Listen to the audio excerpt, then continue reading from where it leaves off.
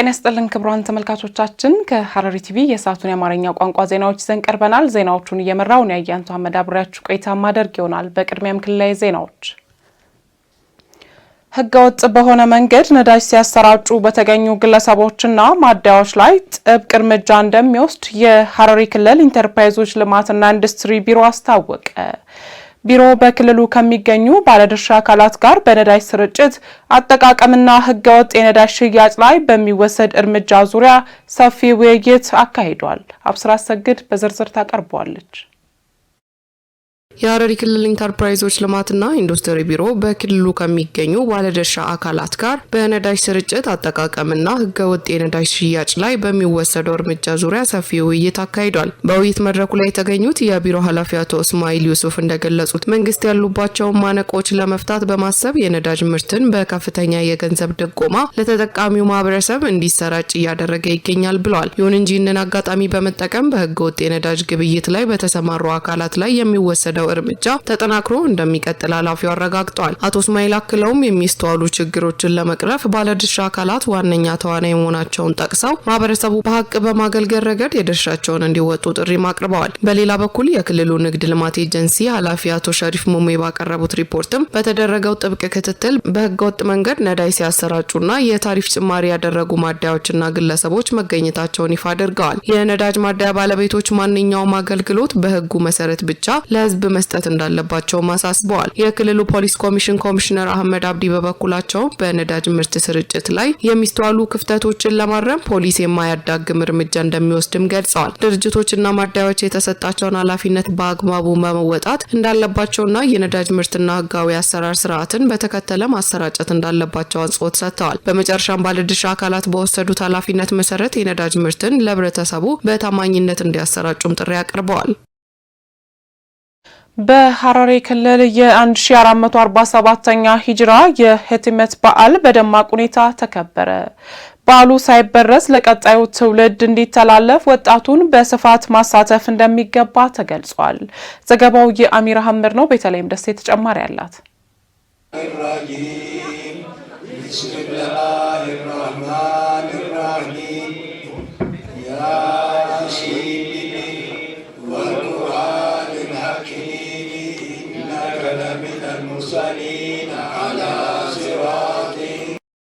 በሐረሪ ክልል የ1447ኛው የሂጅራ የህትመት በዓል በትላንትናው ዕለት በደማቅ ሁኔታ ተከብሮ መዋሉን የክልሉ ባህል ቅርስና ቱሪዝም ቢሮ አስታውቋል። በሐረሪ ክልል የረመዳን ወር ማጠቃለያ ምልክት የሆነውና የማህበረሰቡን መንፈሳዊ አንድነት የሚያድሰው የህትመት በዓል በትላንትናው ዕለት በዱዓ በሰላትና በባህላዊ ክንዋኔዎች ታጅቦ በደማቅ ሁኔታ ተከብሯል። የክልሉ ባህል ቅርስና ቱሪዝም ቢሮ የባህል ዳይሬክቶሬት ዳይሬክተር አቶ እስክንድር አብዱረህማን እንደገለጹት የረመዳን ወር የመጨረሻዎቹ 10 ቀናት በተለይም 27ኛው ሌሊት በሐረሪ ባህል ውስጥ ልዩ ስፍራ ይሰጠዋል። ይህ ዕለት ህትመት የሚተገበርበትና መላው ሙስሊሙ ማህበረሰብ በታላቅ መንፈሳዊ ስሜት የሚያከብረው ቀን መሆኑንም አብራርተዋል። አቶ እስክንድር አክለውም በህትመት ዕለት የሚከናወኑ ባህላዊ ተግባራት እናቶች በማለዳ ተነስተው ተወሱላት እያደረጉ ሲሪ የተሰኘውን ባህላዊ ቂጣ በመጋገር ቀኑን እንደሚጀምሩ ተናግረዋል። አባቶችና ታላላቆች ሰዎች ደግሞ የተጋገረውን ሲሪ በመያዝ ዱዓ ሰሏትና የቁርአን ህትም በማድረግም ለጎረቤትና ለቅርብ ወዳጅ ዘመድ የሚያከፋፍሉበት የማህበራዊ ትስስር ዕለት መሆኑን ገልጸዋል። በሐረሪ ባህል ደግሞ ዕለቱ በህይወት ያሉትን ብቻ ሳይሆን ያለፉትንም በማስታወስ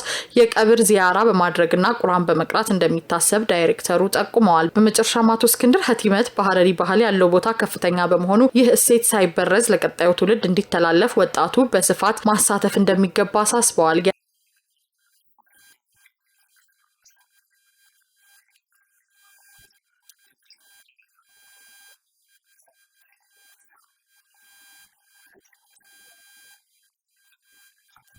በሐረር ባህል ማዕከል አዳጋር በተለያዩ ዝግጅቶች ነበር የተከበረው። በተለይም ዛሬ ሲሪና ቡና የሚደረግበት የህትመት ቀን ነው። ለዚህ ቀን እንኳን አብሮ አደረሰን እያልኩኝ ቀኑን ስናከብረው የሀገር ሽማግሌዎች፣ አፎቻዎች፣ እናቶችና ወጣቶች እንዲገኙ አድርገን ሁሉም በተገኘበት ስናከብር ህትመት እንዴት ይከበራል፣ አከባበሩስ እንዴት ነው የሚለውን አስበን ለመዋል ቅዳሜ ዕለት አክብረናል። በዛሬው ዕለት ከስሪና እስከ ቡና እስከ ስሪ መጋገር ድረስ እናቶች ተሳተፉበት አክብረናል። ዛሬ ደግሞ አባቶች ቁርአን በመክተብ ሰለዋት በማድረግ የተለያዩ ፈቲያዎችን በማድረግ ይህንን ቀን የሚያከብሩት ቀን ይሆናል ማለት ነው።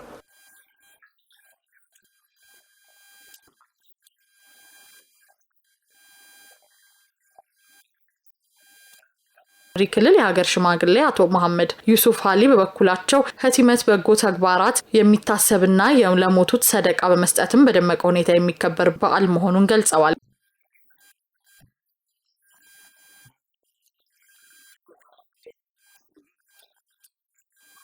መሐመድ ዩሱፍ አሊ ይሉኛል። የሀገር ሽማግሌ ነኝ። በሀረሪ ባህል ጾም በጣም የተከበረ ነው። ጾም ሲመጣ ሁሉም ነገር ይስተካከላል። አንድ ለመድሪ እንዘጋጃለን። ከዛ ህቲመት፣ ከዛም ሹዳዎችና ለሞቱት ሁላ የሚደርስ ሁሉም ሀዲያ የሚልክበት ቀን ነው። ለዚህም ስሪና ቅቤ በማድረግ የሞቱ ሰዎች እንልካለን። ሶስተኛ አስራት ላይለቱል ቅድሪ ጋር በማያያዝ እንዳያመልጠን ሁሉም ኢባዳ እስከሚነጋ ቁርአን በመክተም ሲነጋ ቀብር ዚያራ እናደርጋለን። የዘንድሮ የህቲመት በዓል በሀረሪ ባህል ቤት በአውባ ሶርና በየቤቶቹ እናቶች፣ አባቶችና ወጣቶች በተገኙበት በልዩ ድምቀት ተከብሯል።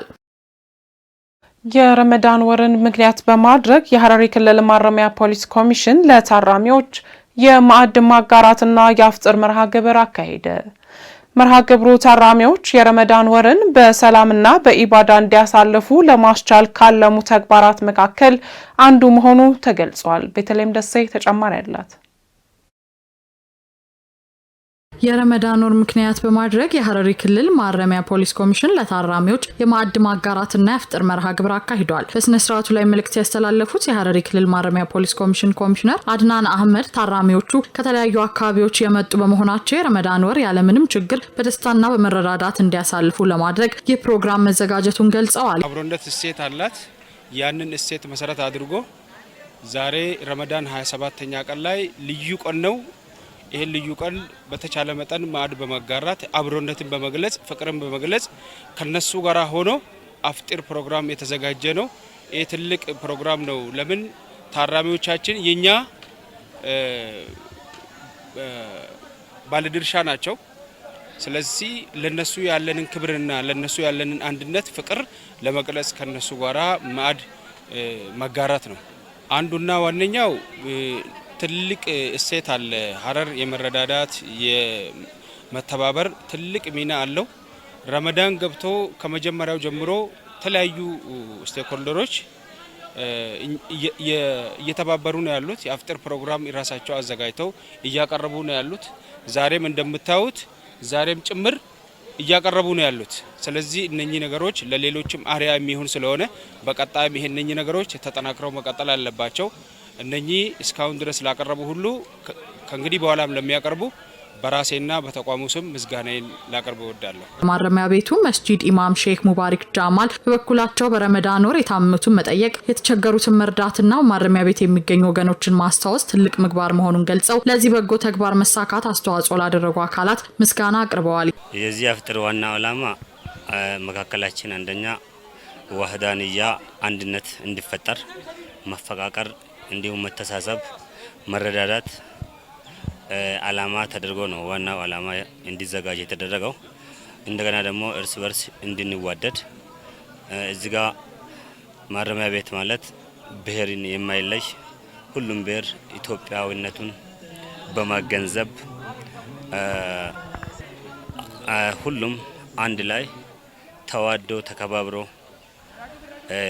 በየእምነቱ የሚኖርበት ማህበረሰብ ነው ያለው ማለት ነው። ስለዚህ እኛ ይሄን የአፍጥር ፕሮግራም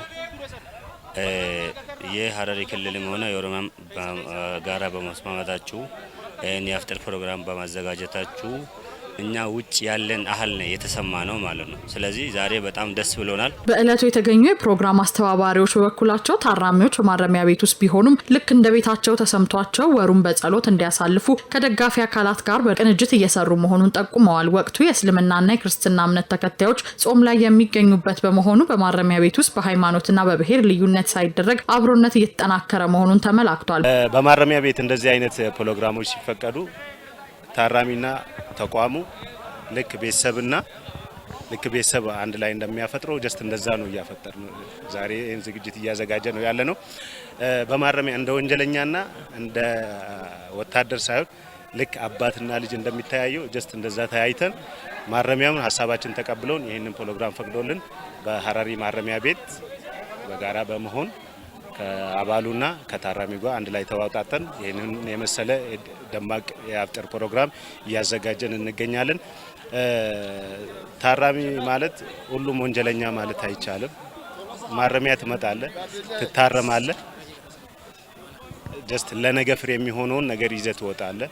ሜቢ ወንጀል ሰርተ የምትመጣ ከሆነም ታርመ የምትወጣበት ቦታ ስለሆነ ይሄን የመሰሉ አይነት በመንግስት በኩል የሚዘጋጁና የሚፈጠሩ ነገር ስለሆነ ደስ የሚል ሆሎግራምና ለህብረተሰቡም ደስ የሚል ለታራሚው ደስ ብሎት የሚቀበል ነገር ነው ብዬ አስባለሁ። ትብብሩ በጣም ደስ ይላል፣ ቆንጆ ነው። እኛ እንደዚሁ እንደ ታራሚነታችን ራሱ ተደጋግፈን ሁሉን ነገር ተደጋግፈን አንተ ተባብለን በደስታ ነው እያሳልፈን ያለ ነው። ቆንጆ ነው፣ ደስ ይላል ትብብሩ። ዛሬ አፍጣሪው ደግሞ እንደዚህ ደግሞ ያው ለመጀመሪያ ጊዜ ነው እንግዲህ ስናይ እና በጣም ደስ ይላል። ደስ ነው ያለን ዛሬ እንደዚህ በትብብር በቃ አሁን ራሱ ፍቅር እየመጣ ነው። እንዲያን ነው የሚያመለክተው።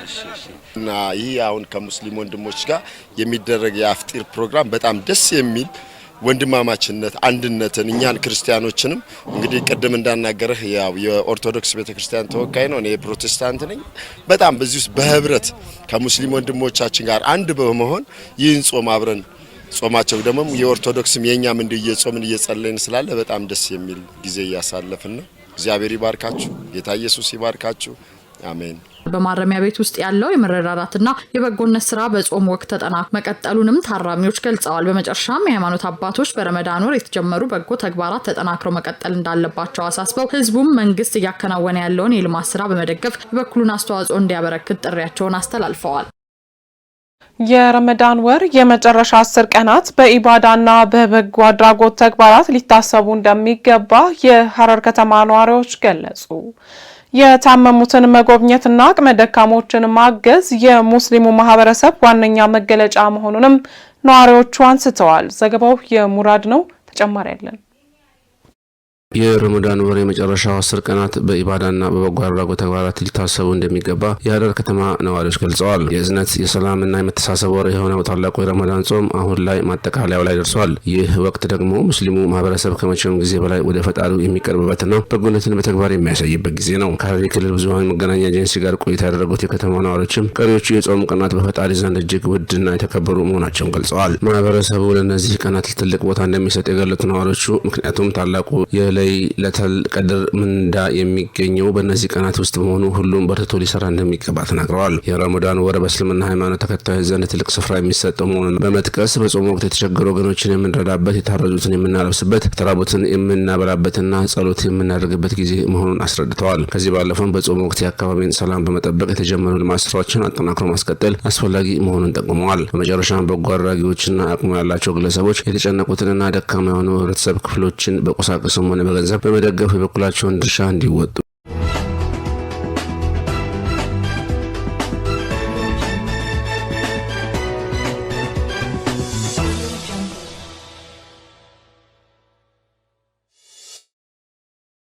ክቡራን ተመልካቾቻችን ከሐረሪ ቲቪ ዜናዎቻችን ወደ እናንተ መድረሳቸውን እንደቀጠሉ ናቸው። ወደ ሀገር አቀፍ ዘገባዎች ስናልፍ ነዳጅን በቁጠባ ለመሰረታዊ ነገሮች ቅድሚያ በመስጠት በኃላፊነት ስሜት መጠቀም እንደሚገባ ጠቅላይ ሚኒስትር ዶክተር አብይ አህመድ አሳሰቡ።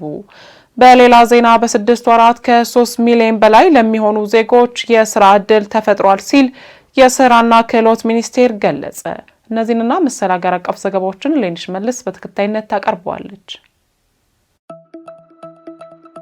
ነዳጅን በቁጠባ ለመሰረታዊ ነገሮች ቅድሚያ በመስጠት በኃላፊነት ስሜት መጠቀም እንደሚገባ ጠቅላይ ሚኒስትር ዶክተር አብይ አህመድ አሳሰቡ።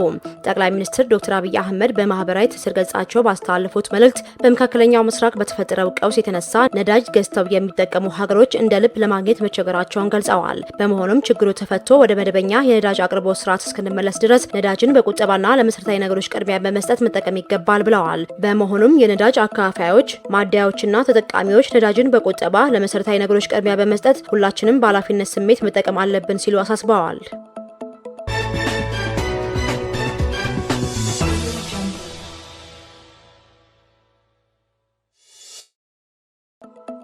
በ6 ወራት ከ3 ሚሊዮን በላይ ለሚሆኑ ዜጎች የስራ ዕድል ተፈጥሯል ሲል የስራና ክህሎት ሚኒስቴር ገልጿል። የስራና ክህሎት ሚኒስቴር የ2018 በጀት ዓመት የ6 ወራት የስራ ክንውን ሪፖርቱን ለሕዝብ ተወካዮች ምክር ቤት አቅርበዋል። የስራና ክህሎት ሚኒስትሯ ወይዘሮ ሙፈሪያት ካሚል ባቀረቡት ሪፖርት ባለፉት 6 ወራት በሀገር ውስጥና በውጭ ሀገር ከ3 ሚሊዮን በላይ ለሚሆኑ ዜጎች የስራ ዕድል መፍጠር ተችሏል። በውጭ ሀገራት የሚሰሩ ዜጎች ክብራቸው ተጠብቆ እንዲሰሩም ቴክኖሎጂን በመጠቀም ዲጂታላይዝ የማድረግ ስራ መጀመሩም ተገልጿል። በተጨማሪም በቴክኒክና ሙያ ተቋማት ከ290 ሺህ በላይ አዲስ ሰልጣኞች የተቀበሉ ሲሆን ተቋማቱ በ7 ወራት ውስጥ 1.7 ቢሊዮን ብር ገቢ አስገኝተዋል። ለኢንተርፕራይዞች ከ56 ሄክታር በላይ የመስሪያና መሸጫ ቦታ ከመዘጋጀቱን ባለፈ ከ76 ቢሊዮን ብር በላይ የብድር ስርጭት መደረጉን በሪፖርቱ ተመላክቷል። የቋሚ ኮሚቴው ሰብሳቢ ዶክተር ነገሪ ሌንጮ ለወጣቶች የስራ ዕድል ፈጠራ በሀገር ውስጥና በውጭ ሀገራት የስራ ስምሪት በአሰሪና ሰራተኞች ጉዳይ ረገድ ያከናውናቸውን ስራ በትኩረት እንደሚገመገም አስታውቀዋል። ዘገባው የኢትዮጵያ ብሮድካስቲንግ ኮርፖሬሽን ነው።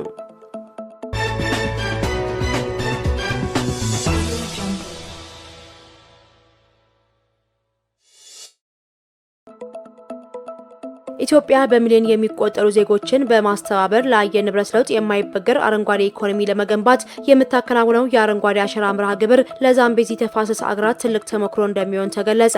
ለዛምቤዚ ወንዝ ተፋሰስ ኮሚሽን የኢትዮጵያ አረንጓዴ አሻራ ተሞክሮ ማጋሪያ መድረክ ተካሂዷል። የውሃና ኢነርጂ ሚኒስትሩ ኢንጂነር ሀብታሙ ኢተፋ በመድረኩ ላይ እንደገለጹት ኢትዮጵያ በአየር ንብረት ጥበቃ ዙሪያ የምታወራውን በተግባር የምትፈጽም ሀገር መሆኗን አስመስክራለች። የኮሚሽኑ አባላት በኢትዮጵያ ቆይታቸው እነዚህን ተጨባጭ ልምዶች ወደ ሀገራቸው ይዘው እንደሚሄዱና ኢትዮጵያም ከሌሎች አገራት ልምድ ለመጋራት ዝግጁ መሆኗን ገልጸዋል።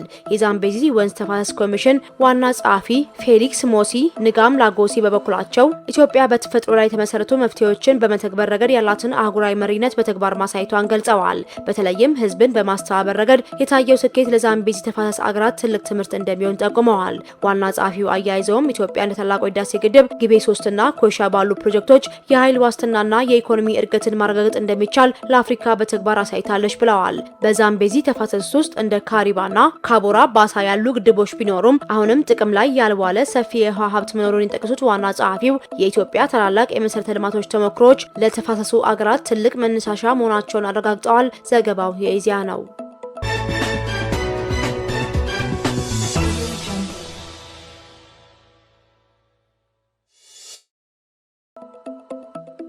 የሙያ ማህበራት ለመጀመሪያ ደረጃ የጤና አገልግሎት ጥራትና ተደራሽነት የላቀ ሚናቸውን ማጠናከር እንዳለባቸው የጤና ሚኒስትር ዴኤታ ዶክተር ደረጀ ዱጉማ ገልጸዋል። እስከ መጋቢት 8 2018 ዓ.ም የሚቆየው የኢትዮጵያ ጤና አጠባበቅ ማህበር 37ኛ ዓመታዊ ኮንፈረንስ የተካሄደ ይገኛል። የጤና ሚኒስትር ዴኤታ ዶክተር ደረጀ ዱጉማ በዚህ ወቅት እንዳሉት የኢትዮጵያ ጤና አጠባበቅ ማህበር በመላው ኢትዮጵያ ቅርንጫፍ ጽህፈት ቤቶችን በመክፈት ማህበረሰቡን በስፋት እያገለገለ መሆኑን ጠቅሰው ለዚህም ምስጋና ይገባዋል ብለዋል።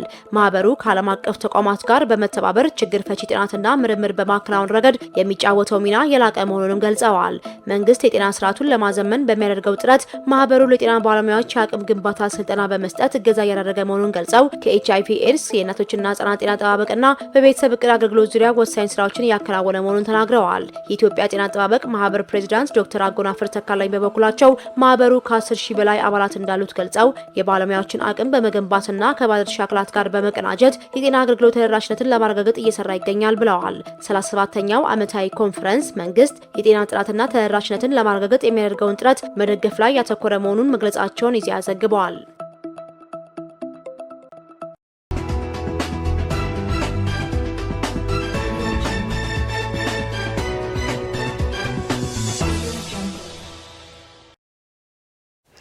ሞዛምቢክ ደቡብ አፍሪካን በመብለጥ የአፍሪካ ቀዳሚ የንግድ መዳረሻ መሆኗ ተነገረ። የስታንዳርድ ባንክ በቅርቡ ይፋ ያደረገው 5ኛው ዓመታዊ የንግድ መለኪያ ሪፖርት እንደሚያሳየው ሞዛምቢክ ደቡብ አፍሪካን በመቅደም በአህጉሪቱ ቀዳማዊ የንግድ ሀገር ሆናለች። ምስጋና ኃይሉ ተጨማሪ አለው። የስታንዳርድ ባንክ በቅርቡ ይፋ ያደረገው 5ኛው ዓመታዊ የንግድ መለኪያ ሪፖርት እንደሚያሳየው ሞዛምቢክ ደቡብ አፍሪካን በመቅደም በአህጉሪቱ ቀዳሚ የንግድ ሀገር ሆናለች። ይህ ስኬት የተመዘገበው አገሪቱ ያላትን የተፈጥሮ ጋዝ ክምችት ለውጭ ንግድ መዋል መጀመሩን ተከትሎ ሲሆን በአህጉሪቱ እየታየ ያለው የመሰረተ ልማት መሻሻልና የአፍሪካ የነጻ ንግድ ቀጠና ትግበራ ለዚህ እድገት ትልቅ አስተዋጽኦ አድርጓል። ጥናቱ በ10 የአፍሪካ ሀገራት ማለትም አንጎላ፣ ጋና፣ ኬንያ፣ ሞዛምቢክ፣ ናሚቢያ፣ ናይጄሪያ፣ ደቡብ አፍሪካና ታንዛኒያ እንዲሁም ኡጋንዳና ዛምቢያ ውስጥ የሚንቀሳቀሱ 2200 ኩባንያዎች መረጃ ላይ ተመስርቶ የተሰራ ነው። የባንኩ የንግድና የቢዝነስ ዘርፍ ኃላፊ ፊሊፕ ማይበርግ እንደገለጹት ከሆነም እንደ አውሮፓውያን አቆጣጠር በ2021 ስራ የጀመረው ነጻ የንግድ ቀጠናው የአቅርቦት ሰንሰለትን በማጠናከር እናም የአህጉሪቱን ትስስር በማጠናከር ረገድ ከፍተኛ ሚና እየተጫወተ ይገኛል። ሆኖም ይህ እምቅ አቅም ሙሉ በሙሉ እውን እንዲሆን የተቀናጀ የፖሊሲ ማሻሻያና በመሰረተ ልማት ላይ ቀጣይነት ያለው ኢንቨስትመንት እንደሚያስፈልግ አሳስበዋል። የሪፖርቱ ግኝት በአገሪቱ የንግድ ደረጃ ላይ ከፍተኛ ለውጥ ማኖሩንም አመልክቷል። ሞዛምቢክ ለዚህ ስኬት የበቃችው በአገሪቱ ባለው የገንዘብ ምንዛሬ መረጋጋትና እንደ ኮራል ሳውዝ እና ኮራል ኖርዝ ያሉ ግዙፍ የተፈጥሮ ጋዝ ፕሮጀክቶች ከፍተኛ ውጭ ቀጥታ ኢንቨስትመንት ስለሳቡ ነው። በተጨማሪም አገሪቱ የወደብና የሎጂስቲክ አገልግሎቷን በማሻሻል እንደ ደቡብ አፍሪካ ላሉ ሀገራት የማዕድን ምርቶች ላይ እና ሌሎችም የየብስ ሀገራት ወሳኝ የንግድ መተላለፊያ ሆና እያገለገለች ስለምትገኝ ነው። በአገሪቱ ያሉ የንግድ ተቋማት ከአሜሪካ ኩባንያዎች ጋር ያላቸው ግንኙነት እየቀነሰ መምጣቱና ይልቁንም ፊታቸው ወደ እስያ በተለይም ወደ ቻይና እያዞሩ መሆኑም ተመላክቷል። በሌላ በኩል ጋናና አንጎላ ያሉ ሀገራት በደረጃ ሰንጠረዡ ላይ መሻሻል ሲያሳዩ፣ ናሚቢያ፣ ኬንያ እና ዛምቢያ ደግሞ ወደ ታች ዝቅ ብሏል። ናይጄሪያ፣ ታንዛኒያና ኡጋንዳ ደረጃቸውን እንደጠበቁ ቀጥሏል። ይህ በእንዲህ እንዳለ በአውቶሞቲቭ ዘርፍም እንዳለ ትልቅ ታሪካዊ ስምምነት መደረጉ ተገልጿል። የአፍሪካ አውቶሞቲቭ አምራች ማህበር እንዳስታወቀው ከሆነ በሀገሪቱ ውስጥ የሚመረቱ ተሽከርካሪዎችና መለዋወጫዎች ቢያንስ 40% የአፍሪካ ምርት ግብዓት ካላቸው አፍሪካ አገራት የተመረቱ በሚል እውቅና አግኝተው በነጻ ንግድ ቀጠና ውስጥ እንዲሳተፉ ተደርጓል። ይህ እርምጃ በዘርፉ ያለውን የኢንቨስትመንት መተማመን እንደሚጨምርና የኢንዱስትሪ እድገትን እንደሚያፋጥን ይጠበቃል። በአጠቃላይ ሪፖርቱ በአፍሪካ ሀገራት መካከል ያለው የንግድ ልውውጥ እያደገ መሆኑን ቢጠቁምም እንደ ግብርና ባሉ ዘርፎች የነጻ ንግድ ቀጠናው ትግበራ አሁንም ወጥ እንዳልሆነና ከፍተኛ የመንግስትና የግል ዘርፍ ቅንጅት እንደሚጠይቅ ሰንዴይ ታይምስ ዘግቧል። ነጭ ሃይድሮጂን የዓለም የወደፊት አስተማማኝ የኃይል ምንጭ ሊሆን እንደሚችል ተነገረ።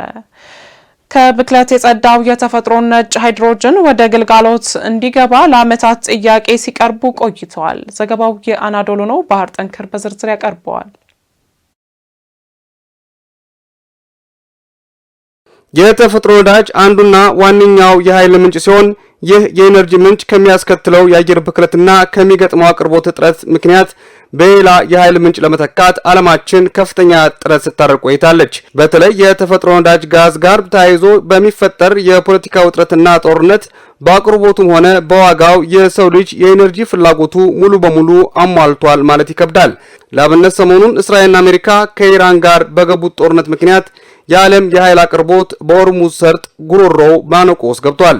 ይህ ከባቢ አየር በካይ የሆነው የኃይል ምንጭ በታዳሽ ኃይሎች ማለትም በፀሐይና በሌሎች ምንጮች ለመተካት ቢሞከርም ያን ያህል ውጤት ሊገኝ አልቻለም። ለረጅም ዓመታት ፖለቲከኞች፣ ቢዝነስ ሰዎችና ሳይንቲስቶች ከባቢ አየር ንብረትን የማይበክለው የተፈጥሮ ነጭ ሃይድሮጂን ወደ ግልጋሎት እንዲገባ ጥያቄ ሲያቀርቡ ቆይተዋል። ይህ ኃይል ከፍተኛ የሆነ ተቀጣጣይና ከባድ ሙቀት መፍጠር የሚችል በመሆኑ ለብረታ ብረት ፋብሪካዎችና ለትላልቅ መርከቦች ግብዓትነት ቢውል ይበልጥ ተመራጭ እንደሆነ ተነግሯል። ዓለም አቀፍ ኢነርጂ ኤጀንሲ በፈረንጆቹ 2050 የሃይድሮጂን ኃይል ፍላጎት በዓለም በ3 እጥፍ እንደሚጨምርም አስታውቋል። አናዶሉ የዜና ኤጀንሲ የጀርመኑን ዲደብሊውን ዋቢ አድርጎ እንዳስነበበው የሃይድሮጂን ኃይል ትልቁ ተግዳሮቱ ለማምረት የተፈጥሮ ነዳጅን በግብዓትነት የሚጠቀም በመሆኑ ነው ይላል። 1% የሚሆነው ሃይድሮጂን ብቻ ነው በዓለም በታዳሽ ኃይል አማካኝነት እየተመረተ የሚገኘው ተብሏል። ሃይድሮጂን ከሚሊዮን ዓመታት በፊት በምድራችን ላይኛው ወለል ውስጥ ተቀብሮ ይገኛል። 5.6 ትሪሊዮን ቶን የሚሆን ሃይድሮጂን ምድራችን አቅፋው እንደምትገኝም ጥናቶች ያመለክታሉ። ይህ ተስፋ የተጣለበት አዲሱ የኃይል አማራጭ በርካታ ካምፓኒዎች ማዕድኑን ለማውጣትም የፍለጋ ጥናት እያካሄዱ እንደሆነ ይነገራል። ክቡራን ተመልካቾቻችን ከሐረሪ ቲቪ ለሰዓቱ የነበሩን የአማርኛ ቋንቋ ዜናዎቻችን የተከታተላችሁትን ይመስል ነበር። ከቀሪ የሐረሪ ቲቪ መሰናዶች ጋር መልካም ቆይታ